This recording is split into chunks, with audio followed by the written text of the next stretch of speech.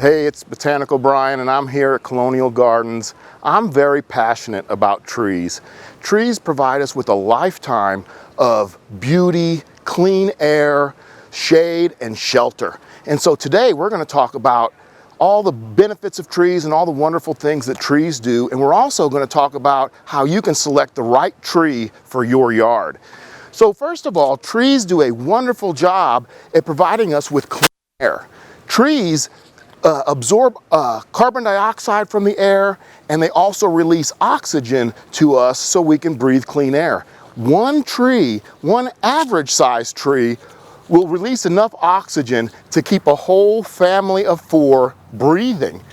And an acre of trees will take out 2.6 tons of carbon dioxide out of the air. So if you're interested in helping with global warming, plant a tree, or plant 2 or plant 10 trees. The other thing trees do to clean the air is they take out pollutants and dust from the air and they store that dust in their leaves. So the next thing that trees do is they help to prevent flooding. What happens is as it rains, the water is collected in the leaves of the tree canopy and it's slowly and gently released into the soil. And as that process happens, the part of the water is evaporated into the air and part of the water is taken into the root system. And what this does is it makes for less water that is released in runoff. So that reduces flooding in our lakes, streams, and rivers. Now the other thing that trees do is they keep us cool. Everybody wants to be cool. Not that type of cool though. So what trees do is they shade our homes, our businesses, our parks, and our public places so the air temperature in those areas stay cooler. And then they also evaporate through their leaves, and as they evaporate, it cools the air as well. One tree can cool as much as 10 room-size air conditioners through evaporation. Trees also conserve energy.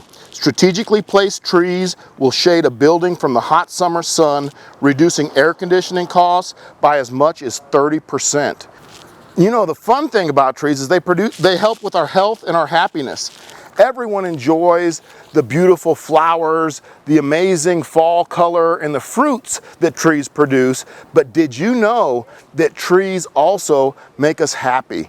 They lower our blood pressure, they help with stress, and in fact, a hospital that has a room that has a view of trees, the patients there recover faster, they require less pain medicine, and they leave the hospital earlier than people who do not have a tree that is room that looks over trees. So they make us healthy, they make us happy. And then the one other thing that is very important to me about trees is they provide a place for wildlife habitat. All kinds of birds and small animals live in the trees and they rely on trees for their food. And so when you have a lot of trees in your yard, you'll have much more wildlife. And it also helps with biodiversity in our lands and just helps our planet in general. One last thing that trees do, research shows that shoppers shop longer and are willing to spend more money in shopping districts with trees. Houses around trees sell for up to 20% more than houses without trees. They also sell faster. And apartments and offices in wooded areas rent quicker and have a higher occupancy rate than places without trees. So you can see why I am so passionate about trees. Now let's talk about selecting the right tree to plant in your yard. One of the things you need to keep in mind when planting trees or selecting trees is how cold it gets here in Missouri and how hot it gets here in Missouri. This is a Zelkova tree.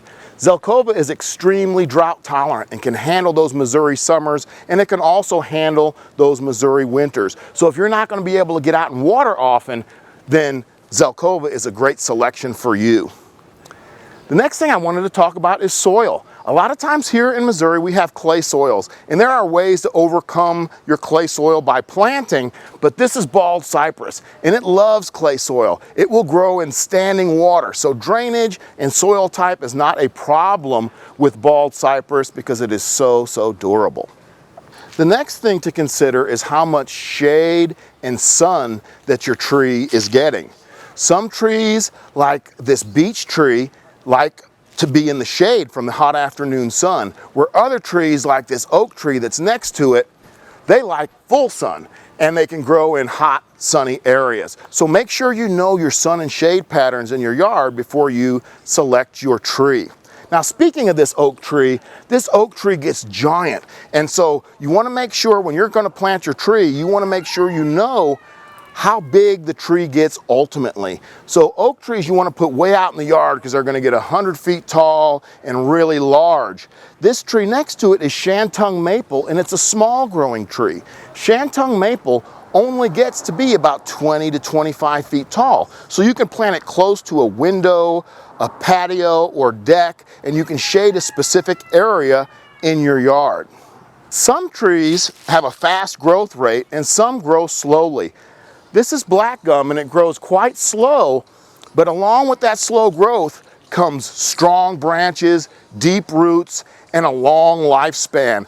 Black gum is one of my absolute favorite trees. It also has beautiful fall color that is purple, orange, and yellow, just the best fall color. And it's also native to Missouri and has it's important to bees. Bees really get a lot of nectar from the black gum flower. The next thing I wanted to talk about is texture and form. This is dawn redwood, and I just love the texture, that fine textured leaf of the dawn redwood, and it also has a beautiful, majestic form, very symmetrical and pyramidal, and it grows quite fast to get to be 100 feet tall. Another important thing to consider when you're selecting your tree is fruit production. So some trees you want to have fruit. This is a crabapple, and it has these beautiful little crab apples that are very attractive to the birds.